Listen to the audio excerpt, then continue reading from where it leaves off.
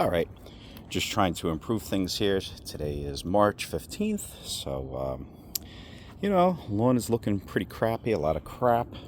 And one of the things here, I created these beds last year, and I put mulch in there. Now I'm converting it over to these rainforest black polished river rocks, pebbles, whatever you want to call them. I've done them in a lot of places on my property. In this bed here, you can see they do fade. That's the only bad thing. They do fade out. Now, there's a couple of tricks you could do. You can actually WD-40 them. You can even spray paint them. So now the reason why you do it this way is that you see all this crud from all these basically evergreens, is that I could blow these out with the leaf blower quite a bit, or I come in with my shop vac. I just kind of lightly move things around and it really does suck it up. The shop vac doesn't necessarily always have enough power to suck up the pebbles, so it kind of makes it good.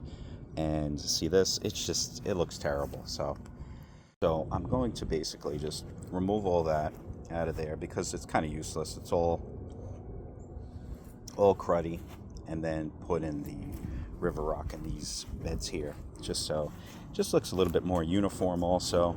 And like I said, I could use the leaf blower in here. Yes, you still have to do work, but it's not as bad because at least, like, look at all the old wood chips. They're everywhere when you leaf blow, and it really does suck. You know what I mean?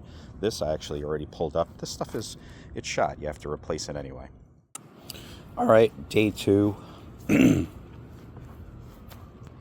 What?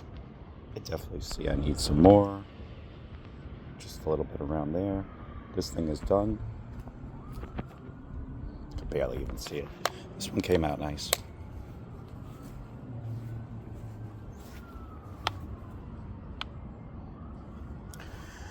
This is half done. Look at the difference though, how cruddy it looks without it. But it's starting to rain, so I gotta call it short. But looking good.